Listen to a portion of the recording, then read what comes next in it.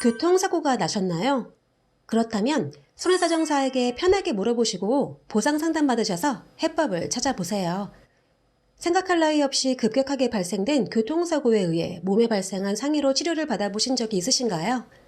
지금 현재 이러한 교통사고 상황에 처해져 올바른 대응과 해결 방안을 위한 정답을 찾기 위해 이 영상을 보고 계시는 분들도 많이 있을 거라 생각해 봅니다.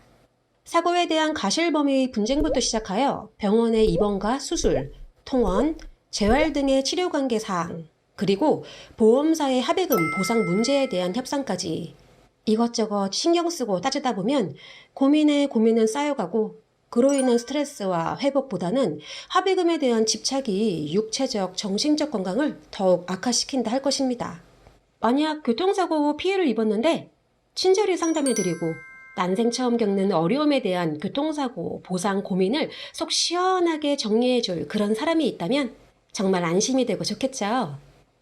자연스럽게 주변에서 찾아 물어보고 하나씩 정보를 습득해 볼 수도 있지만 쉽게 지나쳐갈 수 없는 중대한 교통사고일수록 해당 분야의 전문가인 손해사정사 등을 찾을 수밖에 없다는 것은 기정사실입니다.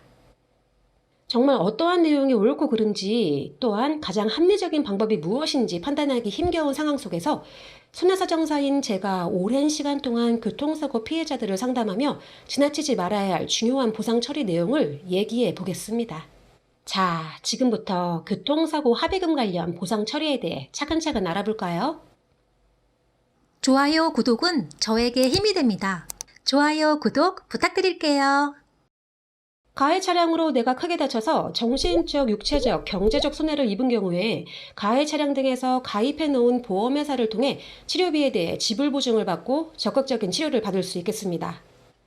이와 더불어 치료의 효과를 기대할 수 없는 상해 상태가 고착된 경우나 당사자가 원하여 적절한 시기에 맞춰 피해자 자신이 입은 손해에 대해 보험사와 의견이 일치된다면 합의가 이행되고 이후 합의금 보상에 따른 보험금 지급이 피해자 등에게 이루어질 것입니다. 그렇다면 합의에 대해서 언제쯤 하는 것이 좋은 것일까요? 경미한 상해, 그러니까 많이 다치지 않았고 피해자 개인 사정으로 병원에 입원이나 통원하기가 어려운 상태라면 빠른 합의로 보상을 받는다 하더라도 피해자가 손해를 본다 할 수는 없습니다. 경골관 부분 쇄골절 등과 같이 6개월에서 12개월 이상의 치료가 필요한 경우에 해당한다면 적극적이고 충분한 치료가 이행된 후에 교통사고 합의를 진행하여도 전혀 문제가 없다 할 것이며 합의가 진행되었어도 그 당시에 알지 못했고 예상하지 못한 후유장애 등이 발생하였다면 이러한 부분에 대해서 차후 추가적으로 해당 보험회사에 손해보상을 따로 청구할 수도 있겠습니다. 다만 알지 못했거나 예상하지 못한 후발 손해에 대해서는 피해자가 해당 교통사고와의 인과관계를 명확하게 입증하여야 합니다.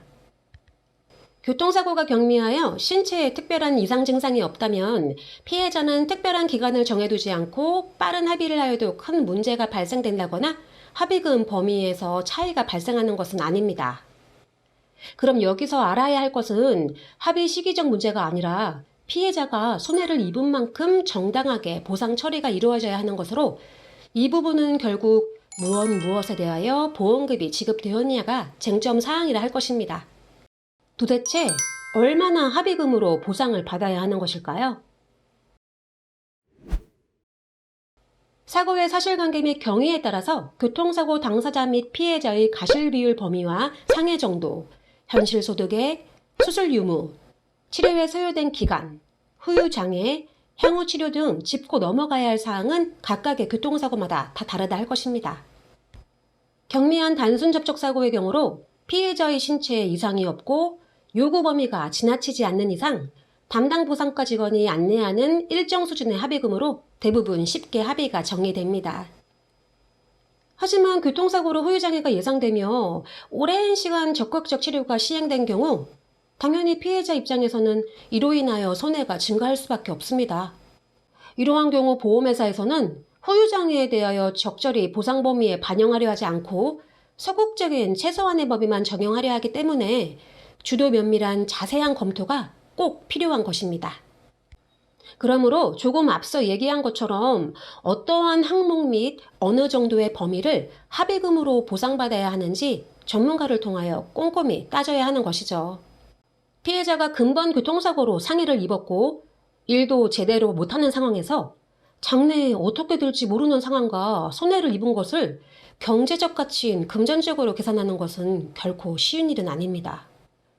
지나치게 높은 보상 심리로 무조건 높은 합의금을 지급해달라고 하는 것도 말이 안 되는 것이고, 보험회사가 제시하는 의견대로 분쟁 없이 처리받는 것도 잘하는 것일까 하는 의문이 드는 것이 기정사실입니다.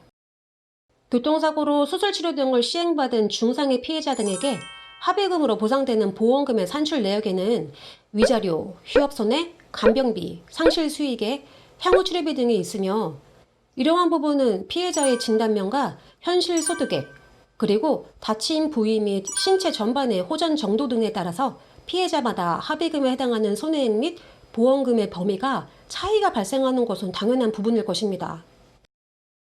가해자와 계약을 체결한 보험사 입장으로는 해당 교통사고에 대한 피해자의 책임인 가실비율 범위를 최대한 높게 적용하려 하고, 후유장애 부분은 최소한의 소극적 작은 범위만 적용하여 보상 보험금을 산정하기 때문에 이러한 부분을 염두하지 않고 합의를 진행한 경우라면 피해자의 입장에서 두 번째의 손해가 발생되는 문제에 해당하는 것이라 할 수 있겠습니다.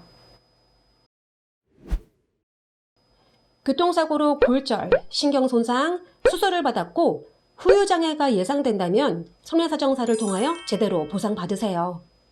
교통사고 보상에 있어서 일실수익액 또는 상실수익액으로 부르는 항목이 있으며, 해당 사항은 피해자가 적정 치료 후에도 후유장애가 한시적 또는 영구적 기간으로 신체의 훼손 상태가 잔존하였고, 이로 인해 자신의 업무를 사고 이전만큼 이행하지 못하는 노동 능력의 감소 및 상실로 매달 줄어들 금전적 가치인 감소를 손해액으로 환산 및 평가하여 보상에 반영하는 합의금 내용 중 일반적인 경우 가장 큰 부분을 차지하는 항목이라 하겠습니다.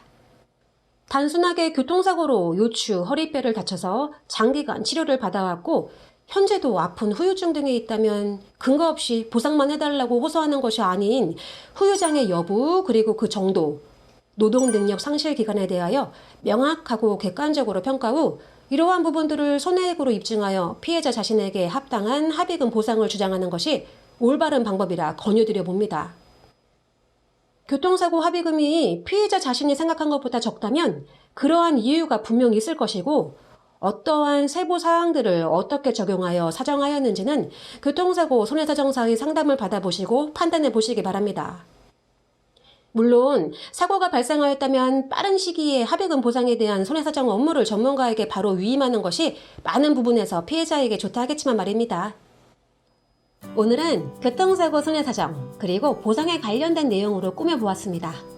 이론적인 부분이라서 자세히 와닿지는 않으시겠지만 실제로 사고를 당하신 분들에게 유익한 정보입니다. 참고하시고 추가적으로 궁금하신 내용은 하단 상담 폼을 이용해 주세요. 오늘도 즐거운 하루 되세요. 다음에 또 만나요.